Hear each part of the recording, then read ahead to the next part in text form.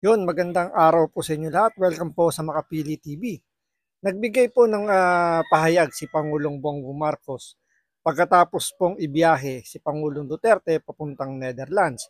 Dito po sinasabi nila na nagpalusot na lang po dito si Pangulong Bongbong Marcos dahil idinahilan po niya na hindi po kailangang labagin yung kasunduan o meron tayong pinirmahang kasunduan sa Interpol at kailangan po nating sumunod dahil sa tayo rin po nakikisuyo rin po sa Interpol kapag tayo po ay nangangailangan ng tulong nila na hanapin ang mga Pilipino nagtatago po sa batas. Pero dito po malinaw na sinasabi nila na ginagamit ng pumpalusot ni Pangulong Bongbong Marcos ang Interpol para lang mapagtakpan yung kanyang pagkakamali dito. Kaya ito, panoorin po natin ang kanyang mga naging payag. Pero syempre, bago lahat, kung hindi ka pa nakasubscribe sa Makapili TV, baka pwede naman pakipindot po muna yung subscribe button. At the same time, palike na rin po ng video, wala namang pong bayad dyan. Kaya, pindot na. So ito, panoorin po natin yung mga naging talumpati ni Pangulong Bongbong Marcos at paano siya nagpapalusot dito sa paggamit sa Interpol. So ito, panoorin po natin.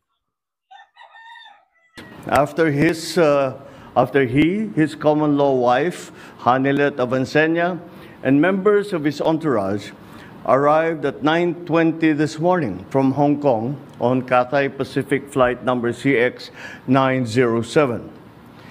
Mr. Duterte was arrested in compliance with our commitments to Interpol. Hours before his arrival, Interpol Manila received an official copy of the ICC warrant. This prompted the Prosecutor General of the Department of Justice to serve the warrant. Interpol asked for help, and we obliged because we have commitments to the Interpol which we have to fulfill. If we don't do that, they will no longer help us with other cases involving Filipino fugitives abroad.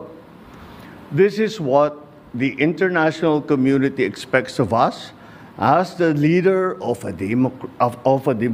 democratic country that is part of the community of nations. So I'm sure that the details that surround this what has happened today are familiar to you. I just wanted to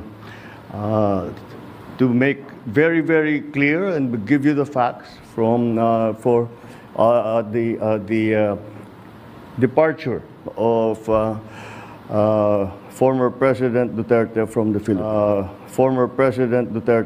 Philippines. Thank you. Thank you very much, Mr. President. Kanina po ay nagpaabot ng tanong ang mga miyembro ng Malacanang Press Corps at atin po itong sasagutin. Question number 1. Mr. President, meron po bang pisikal na kopya ng warrant of arrest laban kay dating Pangulong Rodrigo Duterte mula sa ICC? Oh, meron. This came in. Actually, it came in. I received it from Secretary Remulla. I received it at 3 a.m. last night, and I looked at it, and we went back and forth. 6:30, he wrote me again, and he said, "We have it already. We have the warrant of arrest from Interpol." And I said, "Okay, we'll put." Physical arrest warrant na natanggap ang Pilipinas. Pero kung papansin ninyo, nung inaaresto si Pangulong Duterte, binasahan siya ng Miranda rights pero yung nagsiserve ng warrant, nasa cellphone lang yung kanyang hawak na warrant of arrest, which is hindi po ina-allow dyan ng batas natin.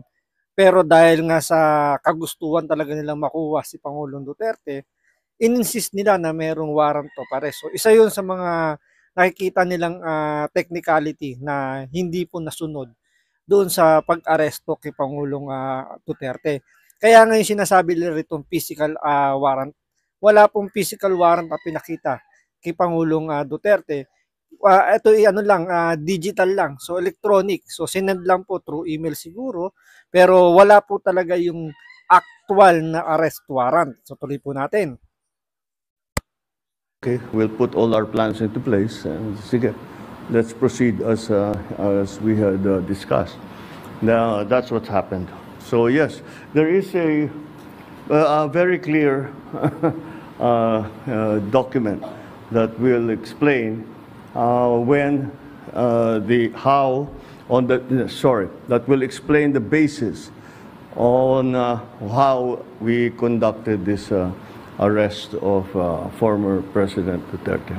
Sir, is it okay if we give them a copies of the arrest warrant, photocopies of the arrest warrant? Will that be possible? Do we have limitations on that? We have the limitations, but we can. We have here the SILG, who has been, of course, part and parcel of the entire operation. We will provide the PCO with a digital copy. It has been attested by the Secretary of Justice and the Department of Justice as a lawful and legal warrant. We will publish it after this press conference, and you can use it as reference. These are Digital copy lang po yung hawak nilang arrest warrant. Wala po talaga yung physical arrest warrant. Yung talagang papel po mismo, wala po. So malinaw na malinaw, digital arrest warrant lang po ang hawak nila. it's very simple. It's a request to the Philippine government from Interpol to enforce the arrest warrant. And of course, we comply with our commitments to Interpol. We did not do it because it was derived from or it came from ICC. We did this because Interpol asked us to do it. And we have commitments to them, and we lived up to those commitments. Sir, thank you, sir. Second question, sir. Mr. President, sinasabi ng kampo ni PRRD na unlawful arrest daw itong ginawang pag-aresto sa kanya. Well, we followed every single necessary procedure. We had a very good basis on which to serve that warrant and to read him his rights. We followed all the legal procedures that are necessary. So I'm confident that if in further examination, you will find that it is proper and correct. Sir, third question from the MPC. Mr. President, may violation ba ito sa ating soberanya, itong pagkaka-aresto kay dating Pangulong Duterte? No. Bakit naman? Dahil consistent naman tayo. Hindi tayo tumutulong sa investigasyon ng ICC. Meron tayong contact sa kanila, natural. Pero no, not on an official level. We didn't help them in any way. The arrest that we did today was in compliance with our commitments to Interpol. It just so happened that came from ICC. But it's not because it came from ICC. It's because it came from Interpol. Pang-apat po na tanong, Mr. President, sinasabi po nila na ito ay political persecution lamang at may kaugnayan din daw sa 2028 elections. Okay, well, I'm sure sasabihin nila yan. But this case started in 2017 when we were still members of the ICC, and it was during the time of former President Duterte. So I don't see how that can be political persecution on my part, because it was initiated before I even came into the picture. So that would seem.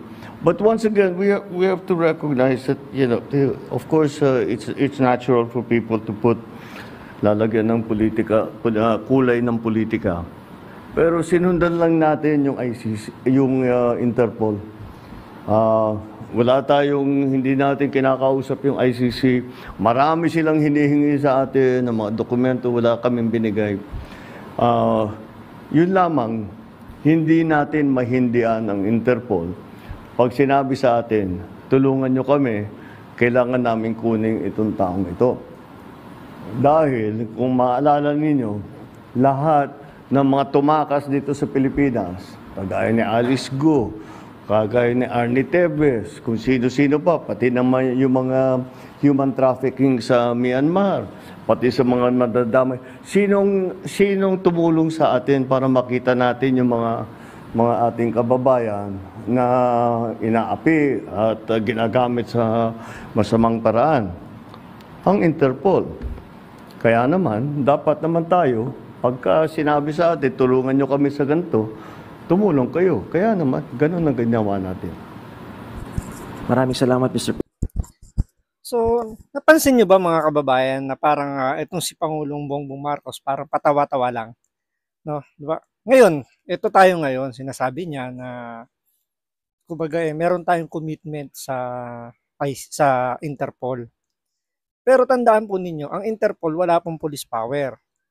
Ngayon, ang pinakatrabaho lang ng Interpol is hanapin lang yung taong pinahanap sa kanila nung nag-request na bansa. Ito yung pinaka-example na sinasabi niya, yung kay Arnie Tevez. Alam na ng Pilipinas kung nasaan si Arnie Tevez. Siya ngayon po ay nasa Timor-Leste, tama. Ilang buwan na po bang nandoon si Congressman Arnie Tevez, pero bakit hindi pa rin po siya naipauuwi dito sa Pilipinas? Just because yung Timor-Leste hindi po pinayagan ang Interpol na bitbitin siya kasi wala naman pong police power ang Interpol. So nakikipag-negotiate po ang Pilipinas sa Timor-Leste bago yan maibalik dito sa Pilipinas. Yun nga lang, dahil nga kailangan dumaan sa due process, lahat po ng rights ng inaakusahan o yung merong warrant is ibinibigay. So may mga legal remedies po pong ginagawa yung mga abogado ni Congressman Arnie Tevez. Kaya hanggang ngayon, hindi po siya naipapauwi dito sa Pilipinas. Ngayon, kung ikukumpara dito ni Pangulong Bongbong Marcos yung sitwasyon ni Pangulong Duterte, sinasabi nila na maraming hindi sinunod na protocol doon sa pag-aresto kay Pangulong Duterte. Kaya yun po yung ginagawa ngayon ng legal team ni Pangulong Duterte para questionin lahat ng mga maling ginawa sa pag-aresto. Kaya dapat ang pinaka basic na dapat gawin, pagka-serve ng warrant, pinapakita yung physical na arrest warrant, yung papeles mismo. I-verify yan, i-confirm kung yung inaaresto nila is yung talagang tao na yun, kailangan identified. Which is hindi nangyari yun dahil nga wala silang hawak na physical na arrest warrant. Sabi nga kanina, di ba, ni SIJ Remulla, digital copy lang yung hawak nila, which is hindi naman ino-honor yan. Standard po yun.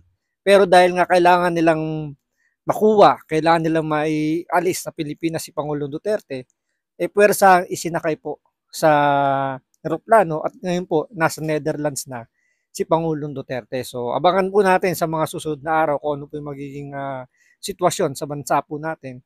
Kung ito ba yung makakabuti sa administrasyon o ito yung makakasama laban kay Bongbong Marcos. So maraming salamat sa panonood. Ingat po kayo lagi. God bless.